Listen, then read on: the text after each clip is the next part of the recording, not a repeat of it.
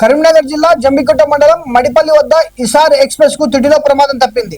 Engine wheel ఇరగడంతో రాత్రి 2 గంటల నుంచి రైలు నిలిచిపోయింది.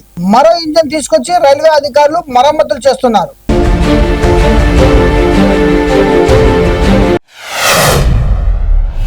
నాగల్ ఎస్టీపీని పరిశీలించిన BRS party working president KTR BRS ప్రభుత్వ హయాంలోనే జరిగిన మూసీ సుందరీకరణ పనులను క్షేత్రస్థాయిలో పరిశీలించారు. ఇళ్లు కూల్చకుండా నాగల్లో మూసీని అభివృద్ధి చేశామని, ఇప్పుడు మూసీ అభివృద్ధి పేరిట రేవంత్ సర్కార్ ఇండ్లు కూల్చుతుందని విమర్శించారు.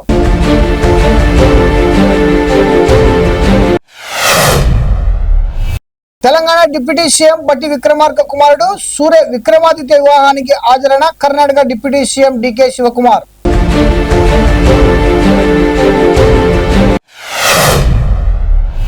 ఒడిశా రాష్ట్రం కియంఘర్ లో లోతైన బావిలో పడిపోయిన ఏనుగును అటవీ అధికారులు సుమారు 6 గంటల పాటు నిర్వహించిన ఆపరేషన్ తర్వాత రక్షించారు. బావి గోడలో కొంత భాగాన్ని పగలగొట్టి ఏనుగును సురక్షితంగా బయటకు తీశారు.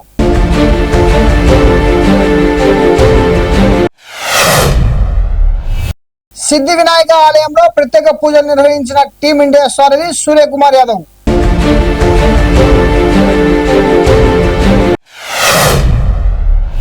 ఏపీ అసెంబ్లీలో డిప్యూటీ సీఎం పవన్ కళ్యాణ్ జిల్లా పరిషత్తులు అటవీ శాఖ మొక్కలు నాటడంతో పాటు రక్షణ అంశాలపై మాట్లాడిన పవన్ కళ్యాణ్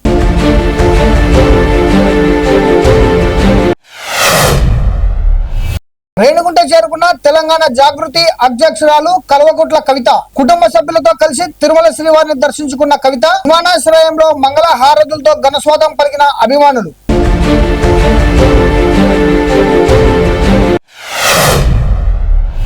కాకినాడ జిల్లా జగ్గంపేట మండలం గుర్రంపాలెంలో సర్పంచ్ భర్త రాఘవ సచివాలయం పైకి నిరసన తెలిపారు. అభివృద్ధి పనుల కోసం ఖర్చు చేసిన 35 లక్షల బిల్లులు రావడం లేదని ఆవేదన వ్యక్తం చేశారు. పోలీసులు అక్కడికి చేరుకుని ఆయనను క్రిందికి దింపారు.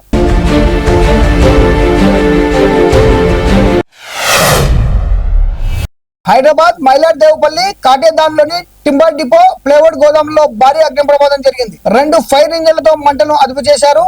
సుమారు 1 కోటి ఆస్తి నష్టం జరిగినట్టు అంచనా. ప్రాణ నష్టం లేకపోవడంతో పెద్ద ప్రమాదం తప్పింది.